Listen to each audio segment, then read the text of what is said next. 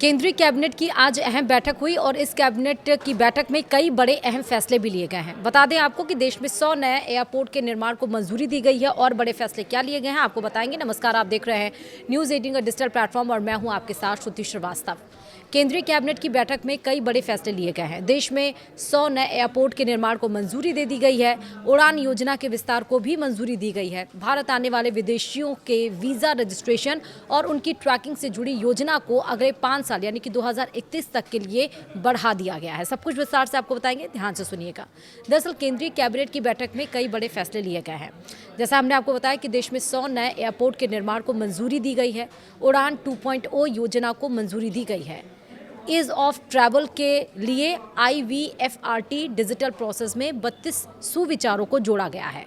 उड़ान योजना के लिए 28,840 करोड़ रुपए खर्च होंगे। वहीं 100 नए एयरपोर्ट की अगर बात करें तो एक एयरपोर्ट बनाने पर औसतन 100 करोड़ का खर्च आएगा।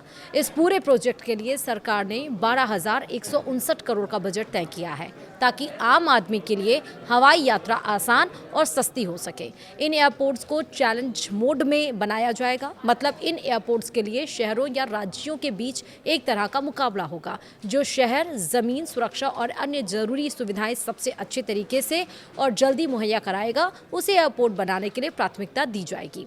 सरकार देश भर में 200 नए और आधुनिक हेलीपैड बनाने जा रही है। पहाड़ों, पूर्वोत्तर भारत के राज्यों और टापुओं पर जहां सड़कें बनाना कठिन है, वहां हेलीकॉप्टर को आवाजाही का मुख्य जरिया बनाया जाएगा। इसके लिए सरकार 3,661 करोड़ रुपए खर्च करेगी। भारत में बने विमानों को बढ़ावा दिया जाएगा और नए विमान खरीदे जाएंगे।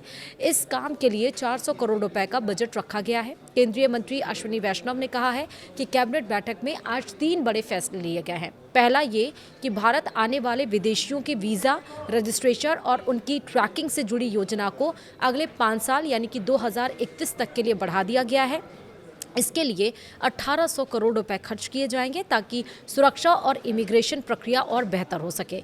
वहीं दूसरा फैसला उड़ान योजना का विस्तार है। देश के छोटे शहरों को हवाई सफर से जोड़ने वाली उड़ान योजना को अब अगले 10 सालों यानी कि 2036 तक के लिए मंजूरी मिल गई है।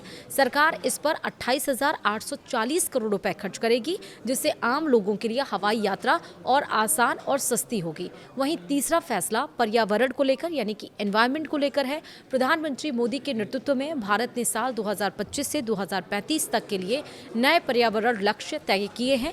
कैबिनेट ने इन प्रतिबद्धताओं को मंजूरी दी है ताकि देश में प्रदूषण कम हो और प्रकृति को सुरक्षित रखा जा सके। तो ये 3 बड़े फैसले लिए गए हैं, यानी आने वाले दिनों में आपकी जो हवाई यात्रा होगी वो और सस्ती हो सकती है, क्योंकि जितनी डिमांड मार्केट में बढ़ती है अगर उतनी सप्लाई भी हो तो मार्केट का जो साइकिल है वो बैलेंस रहता है। लेकिन जितनी डिमांड अगर होगी, अगर वो सप्लाई अगर उतनी कम होती है तो रेट ज़्यादा बढ़ते हैं। कहने का मतलब ये है कि जितने लोग आवाजाही वाले हैं यानी कि हवाई यात्रा करते हैं, अगर वहाँ पर प्लेन्स कम होते हैं, एयरपोर्ट्स कम होते हैं, तो वहाँ आप देखिए फ़्लाइट्स की जो खर्चे जो टिकट होते हैं वो बहुत ज़्यादा होता है। लेकिन अगर फ़्लाइट्स भी हों, एयरपोर्ट्स भी हों और हवाई यात्रा करने वाले की लोगों की संख्या भी ज़्यादा हो और उसी के हिसाब से वो एयरपोर्ट्स और फ्लाइट्स भी हों, तो जो टिकट होगा वो कम होगा। तो इसका मतलब ये है कि कैबिनेट की बैठक में आपकी ज़रूरतों के हिसाब से, आने वाली लाइफस्टाइल को देखते हुए, मॉडर्न टेक्नोलॉजी को देखते हुए, जिस तरह से पूरा विश्व आगे बढ़ रहा है, क्योंकि अब भारत भी आगे बढ़ रहा है,